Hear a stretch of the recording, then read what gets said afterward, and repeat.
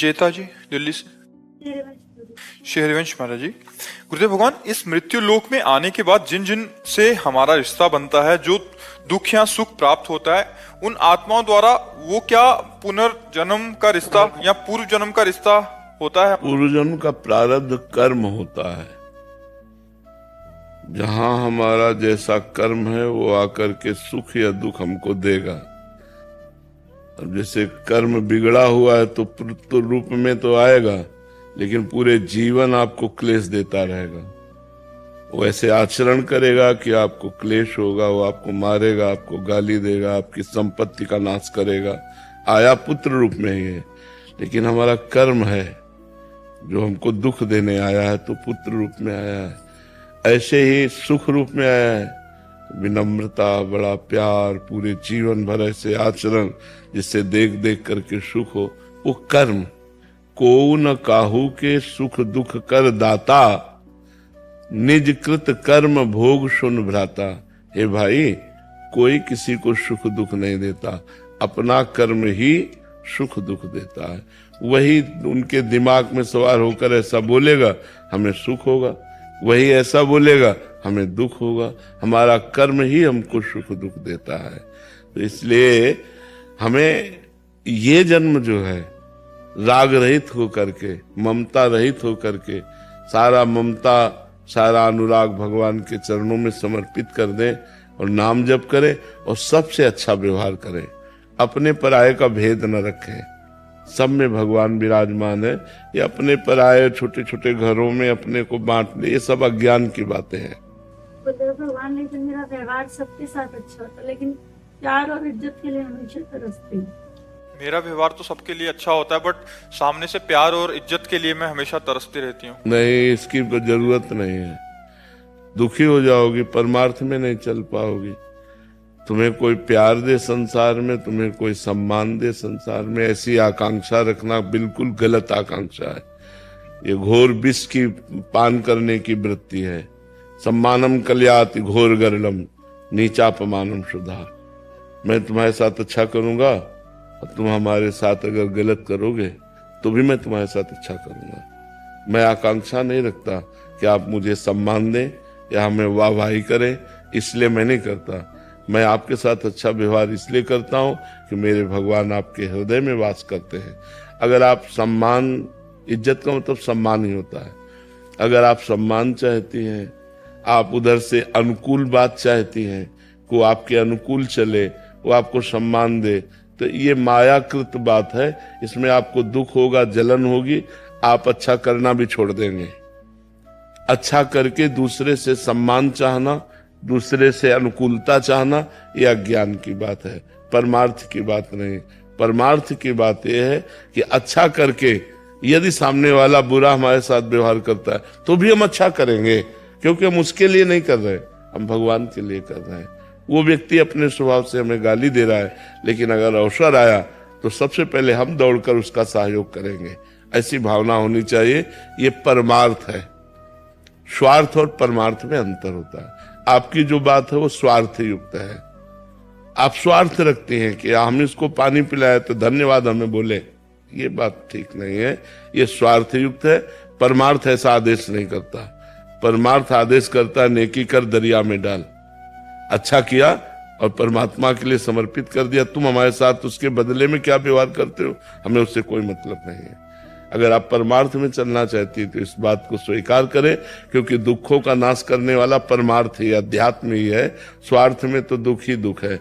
ये पक्की बात समझ लीजिए कि जिसको आप सहयोग करेंगी, अधिक से अधिक जिसको आप प्यार देंगी, सम्मान देंगी, दुलार करेंगी, वही ऐसा आचरण करेगा कि आपका हृदय जलेगा। अगर आप सम्मान और इज्जत चाहती हैं तो परमार्थ पे फिर चलना बड़ा कठिन हो जाएगा, क्योंकि संसार प्रतिकूल व्यवहार करता है।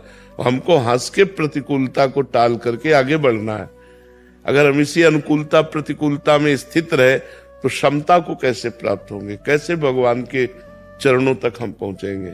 ये मार्ग बड़ा चढ़ने वाला है, ऊर्ध्वगामी मार्ग है। ये मार्ग ऊर्ध्व है, ये अधो मार्ग है।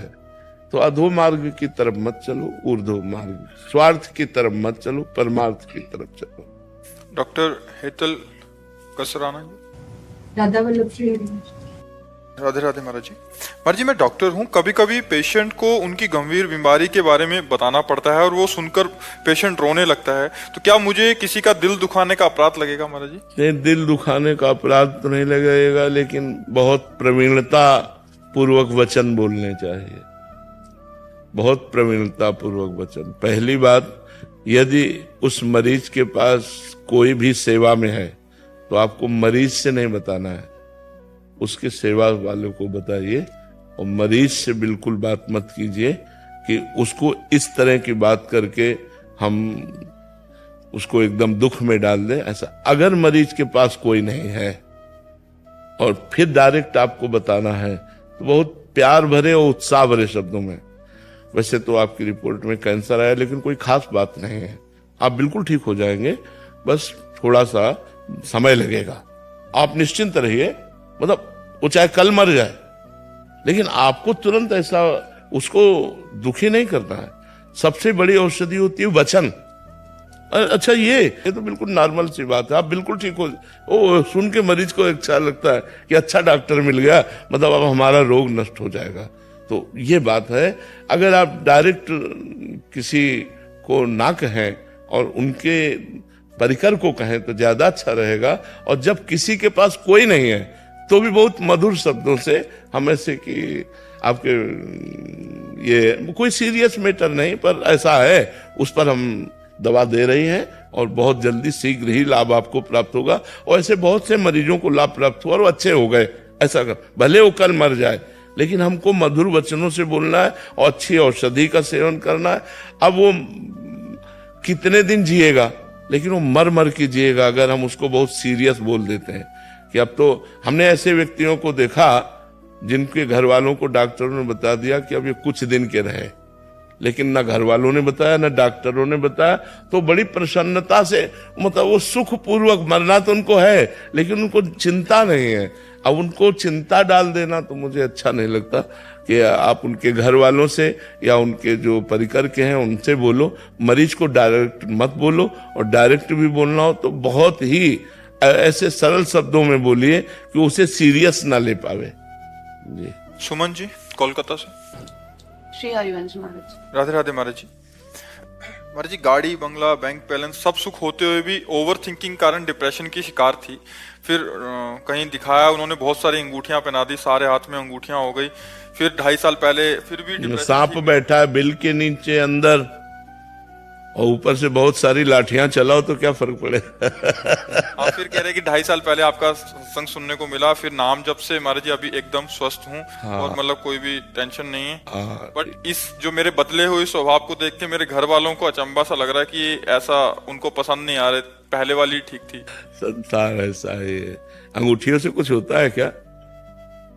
अंगूठी तो ऊपर पहली जाती है, कर्म जो है वो बड़ा प्रबल होता है। इन अगर अंगूठियों से होता तो अंगूठी बनाने वाला सुखी हो जाता कि नहीं हो जाता? क्योंकि उसके पास तो सैकड़ों प्रकार की अंगूठियां हैं। एक आदमी आया और हमको बताया कि हमारा 7.5 शनिचर चलता है, तो घोड़े की अंगूठियां, नाल की अंगूठी पहने था, तो बोले हमको पहना दिया है पंडित जी ने। तो उनका क्या है? बोले घोड़े के नाल की अंगूठी। और कहा इससे 7.5 नहीं आएगा। तो कहा घोड़े के ऊपर 7.5 चढ़ा हुआ बेचारा दिन भर रोड में दौड़ता है, उसका तो उतरा नहीं, उसकी नाल से तुम्हारा क्या उतर जाएगा? अरे घोड़े की तो खुद दुर्गति हो रही है, वो बेचारा लाद लाद करके परेशान है। ये मनुष्यों की बुद्धि मायाप्रीत है, माया ने अपहरण कर लिया है। नहीं, खुला मार्ग है। मामे वे प्रपद्यन्ते माया में ताम तरन्ते। भगवान की शरण में हो जाओ, भगवान का नाम जप करो, अच्छे कर्म करो, किसी से आशीर्वाद मांगने की जरूरत नहीं, किसी से जंतुर बंधवाने की जरूरत नहीं। अंगूठी की जगह अब वो पहनो जिससे नाम जप किया जाता। क्या कहते थे? काउंटर करो, एनकाउंटर कर दो सब तुम्हारे जितने दुख है, जितने दुख हैं, जितनी विपत्तियां है, उनका एनकाउंटर कर दो काउंटर के द्वारा। राधा राधा राधा राधा राधा राधा, बांदारी बंद हो जाएगी। नहीं, शोभा के लिए अगर आप बड़े धनी हो तो बढ़िया हीरा का नग लगा करके सोने की अंगूठी बढ़िया शोभा के लिए पहनो। गृहस्थ में कोई बाबा जी तो हो नहीं, उसके लिए हम निषेध नहीं करते, लेकिन किसी भी प्रकार की अंगूठी से आपका दुख नष्ट हो जाएगा। बहुत डराते भी है। ऐसे किसी को नहीं ठगना नहीं चाहिए। किसी भी धातु में तुम्हारे प्रारब्ध को नष्ट करने की सामर्थ्य नहीं है, ये बात पक्की समझ लो। प्रारब्ध भोग भोगना ही होता है। अगर वो कुछ कट सकता है तो भगवान काट सकते हैं। हम भगवान से प्रार्थना करें, हम भगवान का नाम जप करें, तो ऐसा हो सकता है कि 1 किलो का प्रारब्ध 100 ग्राम में निपट जाए, लेकिन आएगा। प्रारब्ध नहीं कोई काट सकता, ऐसा नहीं। और ये मत सोचो भगवान की शरण में हो तुम्हारा कोई बाल बांका नहीं कर सकता। देखो सब कुछ होते हुए भी हमारी दिनचर्या चल रही ना, भीषण कष्ट होते हुए भी हमारी दिनचर्या चल रही है। तो हमें तुम लोगों को सब स्पष्ट वर्णन करते हैं कि जो कर्म प्रारब्ध बन गया है वो भोगना पड़ेगा। अगर भगवान की शरण में हो, भगवान का नाम जप करते हो, तो कम मात्रा में आएगा और आपको दुखी नहीं कर पाएगा यदि आप भजन करते हो। बकाया दूसरा कोई उपाय नहीं है। अंगूठियां हैं, जंतुर है, कलावा है, ये सब कुछ नहीं बचा पाता। बचाने वाला केवल परमात्मा है, वही बचा सकता है। उसी की शरण में रहो और खूब नाम जप करो। लोग क्या कहते हैं, लोग तुम्हें मान्यता देते हैं या विरोध करते हैं, इस बात पर मत देखो। आप सच्चे मार्ग पर चलो। सच्चाई का मार्ग आपको सदा ही आनंद प्रदान करेगा। विष्णु प्रजापति जी, राधा वल्लभ श्री श्री हरिवंश महाराज जी। गुरु जी कोई ऐसा उपाय बताइए जिससे व्यर्थ का चिंतन हट जाए महाराज जी और केवल प्रभु का ही चिंतन रहे। तो हम तो उपाय तो बता रहे, राधा राधा राधा राधा राधा राधा। अगर सब चिंतन एक दिन ना शांत हो जाए, राधा राधा ही रह जाए, तो हमें बताना। 2 साल से नाम जप कर रहा हूँ, लेकिन बहुत ज्यादा चिंता सताती है और नाम जप रुक जाता। अभी नाम जप सही नहीं हो रहा। नाम जप सही करो, चिंतन करते हुए करो, निरंतर करने का अभ्यास करो। चिंता नहीं होनी चाहिए। कार्य का चिंतन होता है। जैसे हमको जो भाई व्यापार करते हैं, नौकरी करते हैं, तो अपने कार्य का चिंतन तो होगा कि मुझे ऐसे से ऐसे ऐसे से ऐसे ये करना है, ये करना है, ये करना है, लेकिन वो उसे डिस्टर्ब थोड़ी होगा।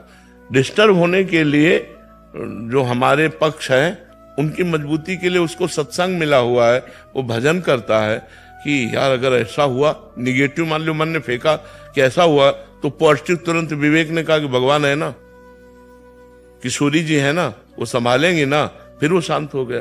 तो संसार भक्त को संसार का चिंतन नहीं होता, ऐसी बात नहीं।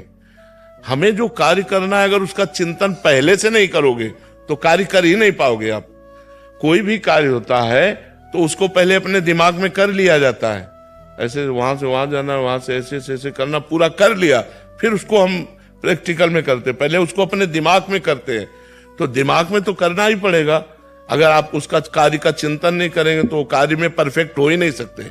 रसोई बनाने के पहले तुम्हारे दिमाग में रसोई बन जानी चाहिए कि आज हमको क्या बनाना है, कैसा बनाना है, कितना मसाला डालना है, क्या पूरा दिमाग में फिट हो जाना चाहिए, तब वो रसोई बढ़िया बनती है। और जो ऐसे बात करते हैं ऐसे, वो नहीं।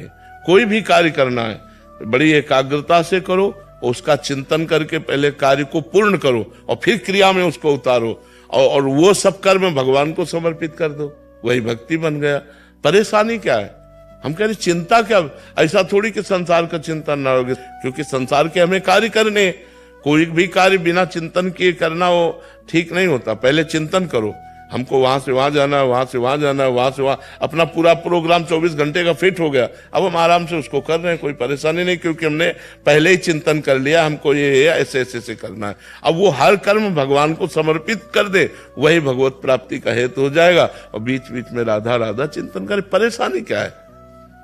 ये आदमी परेशान क्यों हो जाता है? पाप कर्म के कारण, मुझे लगता है। जैसे गुरुदेव किसी से कुछ झगड़ा हो गया, फिर वो क्यों झगड़ा हो गया? गुरुदेव ऐसा काम ही है, हमारा मोबाइल रिपेयरिंग का काम है, तो उसमें नहीं, कोई भी काम झगड़ा वाला नहीं होता भाई। ऐसा मत कहो कि हमारा काम झगड़ा वाला है। मोबाइल रिपेयरिंग का काम है। वो आदमी कह रहा हम 40 रुपया नहीं देंगे, 35 देंगे। अब आप कह रहे हमारी भाई मेहनत तो इसमें 40 रुपया है, अब आप देख लीजिए। और अगर 35 दे देता है, 20 दे देता है, तो अगर हम चुप हो जाते हैं तो हमें भगवान देगा, वो संभालेगा। भगवान कैसे देता है? आपको कैंसर होने वाला है, बचा लिया, लाखों खर्चा होने वाले थे, बच गए। तो ऐसे चला जाता है, भगवान के झगड़ा नहीं किया जाता। बहुत झूठ बोलना पड़ता है गुरुदेव। क्या झूठ बोलना पड़ेगा?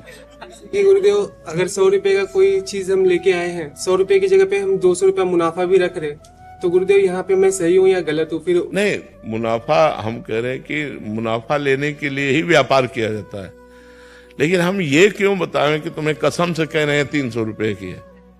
ये झूठ है, ये झूठ बोल रहे हैं। ऐसे नहीं, झूठ मत बोलो, ईमानदारी वाला व्यापार करो, तो आपका एक क्रेडिट बनेगी। एक बेईमान आदमी की क्रेडिट बेईमान ही बनती है, ईमानदार आदमी की क्रेडिट ईमानदार। और सबको ही जानता है व्यापार मुनाफे के लिए किया जाता है। भाई नौकर चाकर मकान दुकान सब उसी से चल रहा है, तो मुनाफा नहीं लेगा तो चलेगा कैसे? तो आप मुनाफा लीजिए, जो उचित मुनाफा हो और अपनी मेहनत हो उसे उचित लीजिए। बेईमानी को घुसेड़ना अपने व्यापार में जरूरी थोड़ी है। ईमानदारी से जिए, थोड़ा नमक रोटी खा के जीजिए, तो चैन और शांति बनी रहेगी। राधे राधे फ्रेंड, राधे राधे।